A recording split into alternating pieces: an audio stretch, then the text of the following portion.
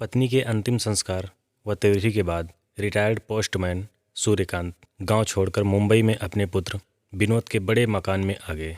विनोद बहुत ही मनाने के बाद पिताजी को यहाँ ला पाया था।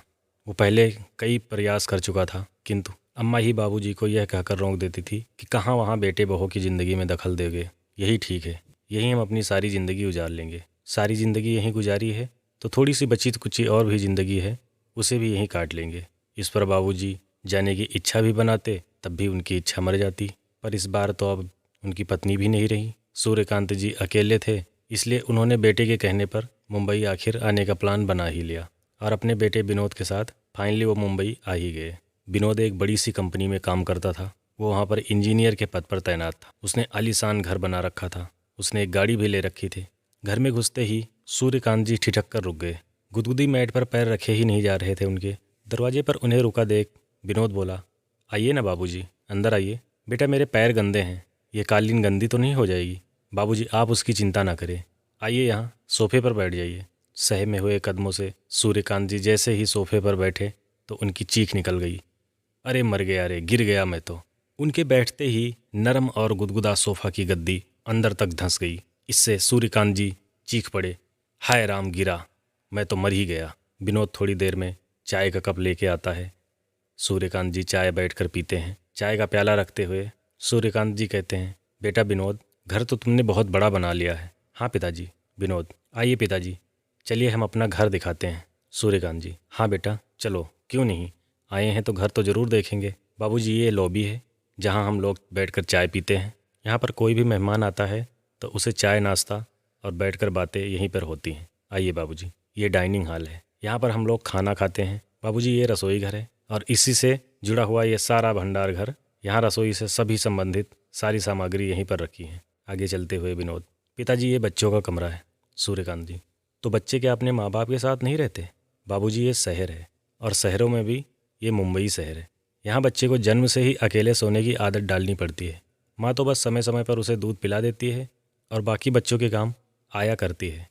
थोड़ा रुककर विनोद, पिताजी ये मेरे और आपकी बहू के रहने का कमरा है और ये कोने में एक गेस्ट हाउस भी बना है, यानी कि एक गेस्ट रूम बना है। कोई जब घर में मेहमान आता है तो उसे यहीं ही ठहराया जाता है। आगे चलते हुए एक छोटा सा कमरा दिखाता है विनोद, पिताजी ये घर के जानवरों के लिए, यानी कि जो बाहर गेट पर कुत्ता है उसके लिए ये कमरा बनाया गया है। सीढ़ियाँ चढ़ते चढ़ते विनोद आखिर छत पे पहुंच जाता है। सूर्यकांत जी देखते हैं लंबी चौड़ी छत और वहाँ पर जाते हैं। एक कोने में बने एक टीन के छत पर कमरे को खोलकर दिखाते हुए विनोद, बाबूजी ये कबाड़ खाना है। घर की सब टूटी फूटी और बेकार की वस्तुएं जो यहीं होती हैं, साल भर इन्हें इकट्ठी कर दी जाती हैं और होली दिवाली पर इनकी सफाई कर दी जाती है और इन्हें कबाड़ी को बेच दिया जाता है। उसी के बगल में एक छोटा सा बाथरूम और टॉयलेट भी बना हुआ है। सूर्यकांत ने देखा इसी कबाड़ घर के अंदर एक छोटी सी फोल्डिंग पड़ी हुई है। उस पर छोटा सा एक चादर बिछा हुआ है। उसी पर उनका झोला रखा हुआ था जो वो गांव से लेकर चले थे।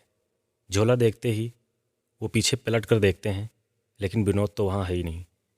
वो तुरंत भागता हुआ सीढ़ियों से नीचे उतर गया था। वो सूर्यकांत जी को छोड़कर तुरंत नीचे उतर गया था। यह देखकर सूर्यकांत जी तुरंत समझ गए कि ये मेरे रहने का कमरा है, लेकिन विनोद मेरे से खुलकर कह न सका।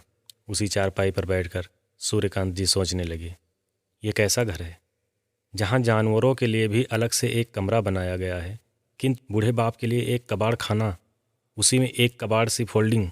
क्या बूढ़े माँ बाप कबाड़ हो गए हैं? नहीं नहीं, मैं अभी कबाड़ नहीं हुआ हूँ। विनोद की माँ सच ही कहती थी कि तुम्हें वहाँ नहीं जाना चाहिए, तुम वहाँ कभी मत जाना। यह सोचते हुए सूर्यकांत जी की आंखें नम हो जाती हैं और वो वहीं बैठकर रोने लगते हैं। किसी तरह रात बीतती है। अगली सुबह जब विनोद चाय लेकर ऊपर जाता है तो देखता है कि कमरा खाली है और खुला भी है। बाबूजी का झोला भी नहीं है। वह तुरंत उठकर टॉयलेट में भी देखता है, किंतु बाबूजी वहाँ भी नहीं है। वो झट से नीचे उतर कर आता है और देखता है कि मेन गेट का दरवाज़ा भी खुला हुआ है और बाबूजी घर पे कहीं भी नहीं है।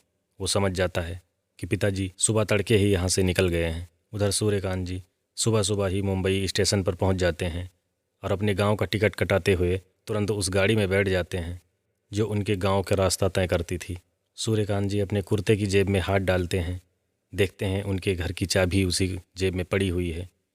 उनके चेहरे पर एक मुस्कान आती है और वो उस चाबी को अपने मुट्ठी में कस कर पकड़ लेते हैं और चलती हुई गाड़ी पर खिड़की के किनारे बैठे हुए हैं और चलती हुई हवा की झोंके जैसे उनसे कह रहे हो, ये निर्णय तुम्हारा सही था, ये निर्णय तुम्हारा सही था। दोस्तों, ये कहानी अच्छी लगी है तो कृपया चैनल को सब्सक्राइब करें, वीडियो को लाइक करें। धन्यवाद। नमस्कार।